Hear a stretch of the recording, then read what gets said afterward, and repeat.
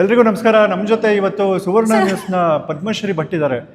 ತುಂಬ ಎಲ್ಲರಿಗೂ ವಿಪರೀತ ಮಾತಾಡಿಸಿ ತುಂಬ ಖುಷಿ ಕೊಡ್ತಾರೆ. ನೀವು ನೋಡಿರ್ತೀರ, ಒಳ್ಳೊಳ್ಳೆ ಪ್ರಶ್ನೆಗಳನ್ನು ಕೇಳ್ತಾರೆ. ಈಗ ನಾನು ಕೀರ್ತಿ ನಾರಾಯಣ ಅಂತ, ಕೀರ್ತಿ ENT ಕ್ಲಿನಿಕ್ ಅಂತ ಯೂಟ್ಯೂಬ್ ಚಾನಲ್, ಒಂದು ಚಿಕ್ಕ ಚಾನಲ್ ಇದೆ. ನನ್ನ ಮಾತಾಡ್ಸೋಕ್ಕೆ ಬಂದಿದ್ದಾರೆ ಪದ್ಮಶ್ರೀ ಭಟ್. ಹೇಳಿ, ಹೇಗನ್ಸುತ್ತೆ? ಎಷ್ಟು ಖುಷಿ ಆಗುತ್ತೆ? ಬೇರೆ ಏನಾದ್ರು ಪ್ರಶ್ನೆ ಇದೆಯಾ? ನೀವೇ ನನಗೆ ಇಂಟ್ರೋ ಕೊಡ್ತಾ ಇದ್ದೀರಾ.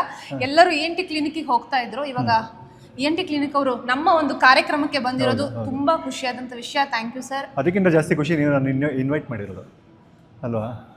ಒಂದು 100 ಗ್ರಾಮ್ ಜಾಸ್ತಿ ಖುಷಿ ನನಗೆ. ಓಕೆ ಸರ್, ಯುಗಾದಿ ಹಬ್ಬದ ಬಗ್ಗೆ ಹೇಳಿ. ನನ್ನ ವಯಸ್ಸು ನೋಡ್ರೆ ಒಂದು 10-15 ಯುಗಾದಿ ಹಬ್ಬ ಕಂಪ್ಲೀಟ್ ಮಾಡಿರ್ಬೋದು ಅಷ್ಟೇ, ಬುದ್ಧಿ ಬಂದ ಮೇಲೆ. ನಾನು ಯುಗಾದಿ ಹಬ್ಬದ ಬಗ್ಗೆ ಹೇಳೋ ಅಷ್ಟು ದೊಡ್ಡವನಲ್ಲ. ಆದರೂ ಸುಮ್ಮನೆ ಏನಾದ್ರು ಹೇಳಿದ್ರೆ ಯುಗಾದಿ ಅಂದರೆ ಯುಗ ಪ್ಲಸ್ ಆದಿ ಯುಗಾದಿ ಅಂತ ಏನೇನೋ ಸ್ಕೂಲಲ್ಲಿ ಹೇಳ್ಕೊಟ್ಟಿದ್ದು ನೆನಪು. ಸೊ ಹೊಸದೇನೋ ಬರ್ತಾ ಇದೆ, ಹೊಸ ಸಂವತ್ಸರ ಶುರು ಆಗ್ತಾ ಇದೆ. ಸೊ ಹೊಸ ತಪ್ಪುಗಳನ್ನು ಮಾಡಿ, ಹಳೆ ತಪ್ಪುಗಳನ್ನು ಮಾಡಬೇಡಿ. ಅದು ಯಾವುದೇ ವಿಚಾರ ಆಗಲಿ, ಗೊತ್ತಿಲ್ಲದೆ ಆದರೆ ಮಾತ್ರ ತಪ್ಪು, ಗೊತ್ತಿದ್ದು ಮಾಡಿದ್ರೆ ಅಪರಾಧ ಅಂತಾರೆ. ಸೊ ಹೊಸ ವರ್ಷದಿಂದ ಹೊಸ ತಪ್ಪು ಮಾಡ್ತೀನಿ ಅಂತ ರೆಸೊಲ್ಯೂಷನ್ ತೊಗೊಳ್ಳಿ. ನಾವೇನಾದ್ರು ರೆಸೊಲ್ಯೂಷನ್ ತೊಗೊಂಡ್ರೆ ಅದು ರೆವಲ್ಯೂಷನ್ ಆಗಬೇಕು, ಆ ಲೆವೆಲಿಗೆ ತೊಗೋಬೇಕು. ಸುಮ್ಮನೆ ಸೋಷಿಯಲ್ ಮೀಡಿಯಾಗೆ ಲೈಕ್ ಬರಲಿ ಅಂತ ನಾವು ರೆಸೊಲ್ಯೂಷನ್ ತೊಗೋಬಾರ್ದು. ಎಲ್ಲರನ್ನೂ ಪ್ರೀತಿಸಿ, ಖುಷಿಯಾಗಿರಿ. ಯಾರನ್ನೂ ಹೇಟ್ ಮಾಡೋಕ್ಕೆ ಟೈಮೇ ಇರಬಾರ್ದು. ವಿಶೇಷವಾಗಿ ನಿಮ್ಮ ಅಕ್ಕ ತಂಗಿರನ್ನ ಪ್ರೀತಿಸಿ, ಅವ್ರ ಸ್ನೇಹಿತರನ್ನಲ್ಲ. ನಿಮ್ಮ ಸ್ನೇಹಿತರನ್ನ ಪ್ರೀತಿಸಿ, ಅವ್ರ ಅಕ್ಕ ತಂಗಿರನ್ನಲ್ಲ. ಎಲ್ಲರಿಗೂ ಯುಗಾದಿ ಹಬ್ಬದ ಶುಭಾಶಯಗಳು. ಏನು ತಿಂದರೂ ಒಳ್ಳೆ ಮತ್ತೆ ಆಡಿ. ಧನ್ಯವಾದ ಸರ್. ಈ ಹಿಂದೆ ಯುಗಾದಿ ಹಬ್ಬವನ್ನ ಹೇಗೆ ಆಚರಣೆ ಮಾಡ್ತಾ ಇದ್ರಿ, ಇವಾಗ ಹೇಗೆ ಆಚರಣೆ ಮಾಡ್ತಾ ಇದ್ದೀರಾ? ಸೋಷಿಯಲ್ ಮೀಡಿಯಾ ಯುಗ. ನಿಮ್ಮ ಪ್ರಶ್ನೆ ಚೋಳರ ಕಾಲದಿಂದ ಬದುಕೊಂಡು ಬಂದಿರ್ತಾರಲ್ಲ ಅವ್ರನ್ನ ಕೇಳಬೇಕು. ನಾನು ಇತ್ತೀಚೆಗೆ ಧರ್ಮಸಿಂಗ್ ಮುಖ್ಯಮಂತ್ರಿ ಆದಮೇಲೆ ಹುಟ್ಟಿರೋದು. ಈ ಹಿಂದೆ ಅಂದರೆ ಎಷ್ಟು ವರ್ಷದ? 4-5 ವರ್ಷ ಅಲ್ಲ. ಯಾವ ಆಚರಣೆನೂ ಇಲ್ಲ. ನಮ್ಮ ಮನೇಲೆಲ್ಲ ಹಬ್ಬದ ದಿನ ಹೊಸ ಬಟ್ಟೆ ತೆಕ್ಕೊಡೋರು, ಹಬ್ಬಕ್ಕೆ ಒಂದಿನ ಚಿತ್ರಾನ್ನ ಪಾಯಸ ಒಬ್ಬಟ್ಟು ಮಾಡೋರು. ನಮ್ಗೆ ಅದೇ ಖುಷಿ, ಸಂಭ್ರಮ. ಬುದ್ಧಿ ಬಂದ ಮೇಲೆ 1-2 ಯುಗಾದಿ ಆಗಿರ್ಬೋದು ಅಷ್ಟೇ. ಅದು ಬುದ್ಧಿ ಬಂದಿದೆ ಅಂತ ನಾವು ಅಂದ್ಕೊಂಡಿರೋ, ಜನ ಹೇಳಿಲ್ಲ. ಸೊ ನಮ್ಗೆ ಯಾವ ಹಬ್ಬ ಆದರೂ ಖುಷಿನೇ. ಸೊ ಒಂಥರ ಲೈಕ್ಸ್ಗೋಸ್ಕರ ಬದುಕೋದಕ್ಕಿಂತ ಬದುಕೋದನ್ನು ಲೈಕ್ ಮಾಡಿದ್ರೆ ಪ್ರತಿದಿನನೂ ಹಬ್ಬನೇ. ಎಲ್ಲರನ್ನೂ ಪ್ರೀತಿಸಿದ್ರೆ ಪ್ರತಿದಿನನೂ ವ್ಯಾಲೆಂಟೈನ್ಸ್ ಡೇನೆ. ಸುಮ್ಮನೆ ಕ್ಯಾಲೆಂಡರ್ ಡೇಟ್ ಚೇಂಜ್ ಮಾಡೋಕ್ಕೆ ಹೊಸ ವರ್ಷ ಅಂತ ಒಂದು ಬರುತ್ತೆ ಅಂತ ಅನ್ಸುತ್ತೆ ನನಗೆ. ಅಷ್ಟೇ ಬಿಟ್ಟರೆ ಎಲ್ಲ ಹಬ್ಬಕ್ಕೂ ಏನೋ ಒಂದು ಸಂಪ್ರದಾಯ ಇರುತ್ತೆ, ಒಂದು ಪುರಾಣ ಇತಿಹಾಸ ಏನೋ ಇರುತ್ತೆ, ಅದನ್ನು ಫಾಲೋ ಮಾಡಬೇಕು. ಬಟ್ ಪ್ರತಿದಿನ ಹೊಸದೇ ಅಲ್ವಾ? ಬೆಳಗ್ಗೆ ಇದ್ದರೆ ಅದು ಒಂದು ಹಳೆ ಜೋಕ್ ಇದೆಯಲ್ಲ, ಬೆಳಗ್ಗೆ ಎಡಕ್ಕೆದ್ದನ್ನ ಬಲಕ್ಕೆದ್ದನ್ನ ನೋಡೋಕ್ಕಿಂತ ಮೇಲಕ್ಕೆದ್ದನ್ನ ನೋಡ್ಕೋಬೇಕು ಅಂತ. ಈ ಥರ ಇದೆ ಪರಿಸ್ಥಿತಿ. ಸೊ ಮೇಲಕ್ಕೆ ಎದ್ದಾಗ ಹೊಸ ದಿನ ಖುಷಿ ಬರುತ್ತೆ ಅಂತ ಖುಷಿಯಾಗಿದ್ರೆ ಸಾಕು. ಓಕೆ, ಸಾಕಷ್ಟು ಇಂಟರ್ವ್ಯೂಗಳನ್ನೆಲ್ಲ ಮಾಡ್ತಾ ಇರ್ತೀರಾ. ಒಂದಷ್ಟು ಕ್ರಿಯೇಟಿವ್ ಕ್ವಶನ್ಸ್ಗಳು ಹೇಗೆ ಪ್ರಿಪೇರ್ ಆಗ್ತೀರಾ, ಏನು ಕತೆ ಅಂತ? ಇದೊಂಥರ ಮೈಕಲ್ ಗುಟ್ಟೇಳು ಅಂದಂಗಾಗ್ಲಿಲ್ವಾ? ಕ್ರಿಯೇಟಿವ್ ಪ್ರಶ್ನೆಗಳು ಹೆಂಗೆ ಪ್ರಿಪೇರ್ ಆಗ್ತೀರಾ? ನಾವು ತುಂಬ ಕಲಿಯೋದಿದೆ ಸರ್. ಎಂಥದ್ದು ಎಲ್ಲ ಡ್ಯಾಶ್ ಅವೆಲ್ಲ ಏನಿಲ್ಲ. ಅಂದರೆ ಡಿಪೆಂಡ್ಸ್ ಆನ್ ಅವರ ಇಮೇಜು. ಎದುರುಗಡೆ ಯಾವ ಗೆಸ್ಟ್ ಬರ್ತಾರೆ, ಅವರು ಹೇಗಿರ್ತಾರೆ. ಬೇರೆ ಬೇರೆ ಕಡೆ ತುಂಬ ಸುಮಾರು ಇಂಟರ್ವ್ಯೂಗಳು ಕೊಟ್ಟಿರ್ತಾರೆ.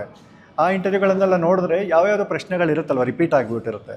ಅದು ಬಿಟ್ಟು ಪಾಯಿಂಟ್ ಆಫ್ ವ್ಯೂ ಬೇರೆ ರೀತಿ ಯೋಚನೆ ಮಾಡಿದಾಗ ಸಿಗುತ್ತೆ.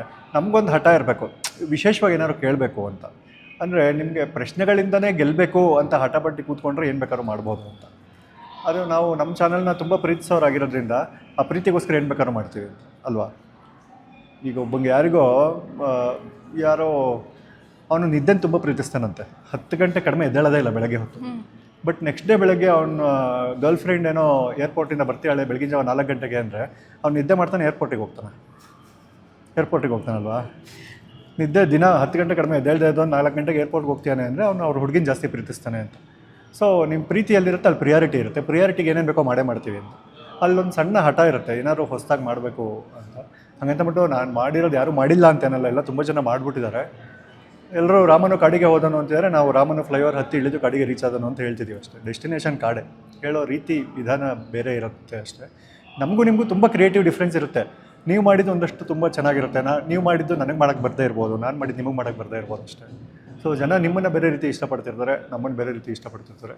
ಚೂರು ಓವರ್ ರೇಟ್ ಮಾಡಿದ್ದೀರಾ ನೀವು ನನ್ನ ಈ ಪ್ರಶ್ನೆಯಿಂದ ಅಷ್ಟೇ, ಬೇರೆ ಏನಿಲ್ಲ. ಇಲ್ಲ ಸತ್ಯನೇ ಹೇಳ್ತಾ ಇರೋದು. ಆ್ಯಂಡ್ ನಿಮಗೆ ಕಾಂಪಿಟೇಷನ್ ಕೊಡೋದಕ್ಕೆ ಈಗ ನಿಮ್ಮ ವೈಫ್ ಸೌಜನ್ಯ ಮೇಡಮ್ ಕೂಡ ಯೂಟ್ಯೂಬ್ ಚಾನಲ್ ಶುರು ಮಾಡಿದ್ದಾರೆ.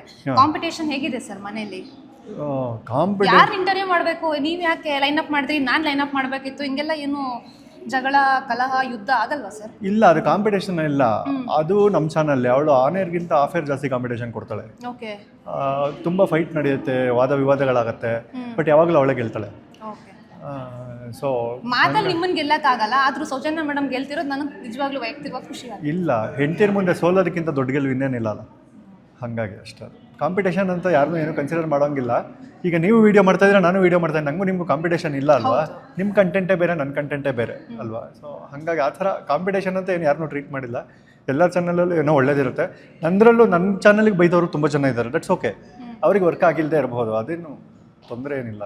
ಈಗ ನೀವು ಬಂದಿದ್ದೀರಾ, ನಾನು ನಿಮ್ಮನ್ನು ಇಂಟರ್ವ್ಯೂ ಮಾಡಿ 5 ನಿಮಿಷಕ್ಕೆ ಬೇರೆಯವರು ನಿಮ್ಮನ್ನು ಇಂಟರ್ವ್ಯೂ ಮಾಡಿದರೆ ಅದೇ ಸೇಮ್ ಫಾರ್ಮ್ಯಾಟಲ್ಲಿ ಜಾಸ್ತಿ ವ್ಯೂಸ್ ಯಾರಿಗೆ ಬರುತ್ತೆ, ಅದು ಕಾಂಪಿಟೇಷನ್ ಅಲ್ಲ, ಅದರಲ್ಲಿ ಚಾನಲ್ ರೀಚ್ ಕೂಡ ಇರುತ್ತೆ, ಅವ್ರ ಮಾರ್ಕೆಟಿಂಗ್ ಹೆಂಗೆ ಮಾಡಿದ್ದಾರೆ ಅಂತಲೂ ಇರುತ್ತೆ. ಸೊ ಆ ಥರ ನನಗೆ ಕಾಂಪಿಟೇಷನ್ ಅಂತ ಏನೂ ನೋಡಿಲ್ಲ.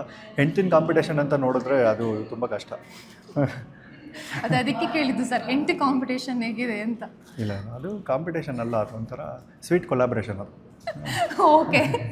Okay sir, thank you so much. Asianet Suvarna news ಜೊತೆಗೆ ಕನ್ನಡ ಪ್ರಭದ ಯುಗಾದಿ ಹಬ್ಬದ ಸಂಭ್ರಮದಲ್ಲಿ ಭಾಗಿಯಾಗಿದ್ದೀರಾ. Thank you. ಎಷ್ಟು ಕನ್ನಡದಲ್ಲಿ ಹೇಳೋರಲ್ಲ ಅವರು. ಒಳ್ಳೇದಾಗಲಿ ಎಲ್ಲರಿಗೂ. ಟಿ ವಿ ನೋಡ್ತಾ ಇರಿ. ಟಿ ವಿ ಮುಂದೆ ಕೂತ್ಕೊಳ್ಳೋರು ಟಿ ವಿ ಒಳಗಡೆ ಬರಲ್ವಂತೆ, ಟಿ ವಿ ಒಳಗಡೆ ಬರೋರಿಗೆ ಟಿ ವಿ ಮುಂದೆ ಕೂತ್ಕೊಳ್ಳೋಕೆ ಟೈಮ್ ಇರಲ್ವಂತೆ, ತುಂಬ ದೊಡ್ಡವ್ರು ಹೇಳಿದರು. ಬಟ್ ಈ ಥರ ಪರಿಸ್ಥಿತಿಯಲ್ಲೂ ಸೋಷಿಯಲ್ ಮೀಡಿಯಾ ಇಷ್ಟು ದೊಡ್ಡದಾಗಿ ಟ್ರೆಂಡ್ ಆಗೋ ಟೈಮಲ್ಲೂ ಈ ಸುವರ್ಣ ನ್ಯೂಸ್ ಆಗಿರ್ಬೋದು, ಕನ್ನಡಪ್ರಭ ಆಗಿರ್ಬೋದು, ತುಂಬ ಒಳ್ಳೊಳ್ಳೆ ಕಾರ್ಯಕ್ರಮಗಳನ್ನು ಕೊಟ್ಟು ಇನ್ನೂ ಜನರನ್ನು ಉಳಿಸ್ಕೊಂಡಿದ್ದಾರೆ ಟಿ ವಿಯಲ್ಲಿ ಅನ್ನೋದು ತುಂಬ ಒಳ್ಳೆ ವಿಚಾರ. ಅದು ಅಂದರೆ ಇದು ಏನೋ ವೀಡಿಯೋ ಮಾಡ್ತಿದ್ದಾರೆ ಅಂತ ಹೇಳ್ತಿರೋದಲ್ಲ, ಈಗಲೂ ಜನ ಟಿ ವಿ ನೋಡ್ತಿದ್ದಾರೆ ಅಂದರೆ ಅದು ವೆರಿ ಚಾಲೆಂಜಿಂಗ್ ಸೋಷಿಯಲ್ ಮೀಡಿಯಾ ಟೈಮಲ್ಲೂ. ಅದಕ್ಕೆ ಅಂಥ ಕಂಟೆಂಟು ಸ್ಟಫು ತುಂಬ ಚೆನ್ನಾಗಿರ್ಬೇಕು, ಅದನ್ನು ಕೊಡ್ತಾ ಇದ್ದಾರೆ. ತುಂಬ ಒಳ್ಳೊಳ್ಳೆ ಕಾರ್ಯಕ್ರಮಗಳಿದೆ. ಹೀಗೆ ಜನರಿಗೆ ಒಳ್ಳೆ ವಿಚಾರಗಳನ್ನು ಹೇಳ್ತಾ ಇರಿ. ನನ್ನ ಇಷ್ಟೊತ್ತು ಸಹಿಸ್ಕೊಂಡಿದ್ದಕ್ಕೆ ಧನ್ಯವಾದ. Thank you sir, thank you so much. Thank you. ಒಳ್ಳೆಯದು.